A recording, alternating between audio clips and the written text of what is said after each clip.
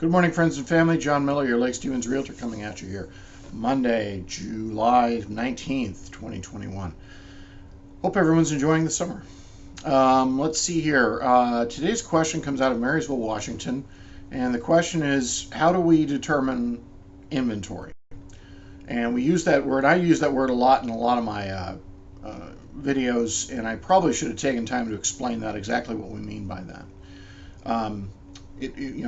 On the general term, it's just what you have available to sale, and that literally is the definition. But basically, the way we look at it is we look at the rate of pending sales, we look at the number of current listings, active listings, and based on that, how much time, if there were no new listings coming on the market, no new homes for sale, how long would it take for those homes that are on the market to completely go away?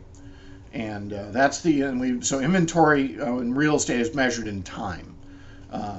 And right now in Snohomish County, it's probably the lowest it's ever been. And right now it's 10 days, and that's every product, every price band. 10 days of inventory, which is very, very low. And that's, in my opinion, it actually hurts the market, but that's a matter of conjecture, of course. And put it in perspective, a stable real estate market, there's about 4 to 5 months of inventory. And so some of them will sell sooner than that, some of them will sell later than that. Obviously, if you have $1 million properties, those plus the higher the price band, the longer it will take to sell. That's just because you have that fewer buyers. You don't have as many buyers who can buy at that price band. It makes sense.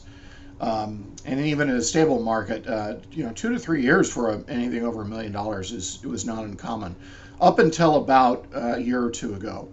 And then it really dropped it down to about 10 months. It had been sitting there up until about a year ago, and then all of a sudden, all the $1 million properties got gobbled up, and we had about a month of inventory. And that's where we are right now with anything over $1 million. It's literally less than a month of inventory, and that's remarkable. That's just we've never seen that happen. I've known the 17 years. I've never seen all price bands be gobbled up like that.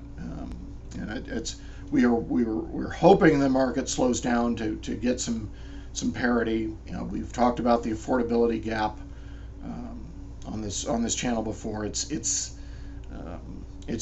sad to say there's an ever growing number of part of our population that simply can't or won't afford housing, whether it be a purchase or a rental. I was reading an article just yesterday about the market in Spokane, the rental market's just skyrocketing. It went up 8% last month against over 30% year to year. And they said 25% of all new applicants are coming out of the Seattle-Tacoma area. And that makes sense. You can't afford housing in Puget Sound. You're going to move. Okay, let's move out to Spokane where it's more affordable. Well, all of a sudden that just booms their market.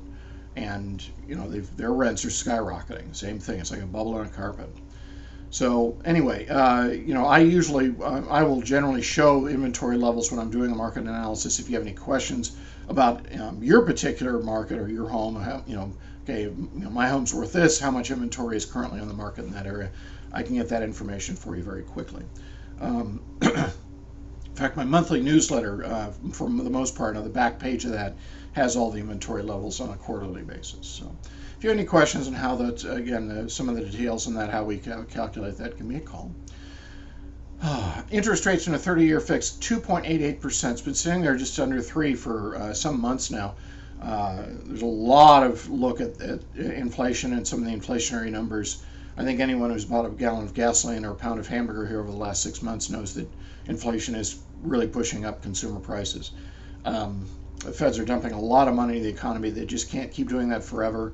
And at some point, interest rates will have to creep up to account for inflation. Interest rates will follow inflation. That's just the way it is.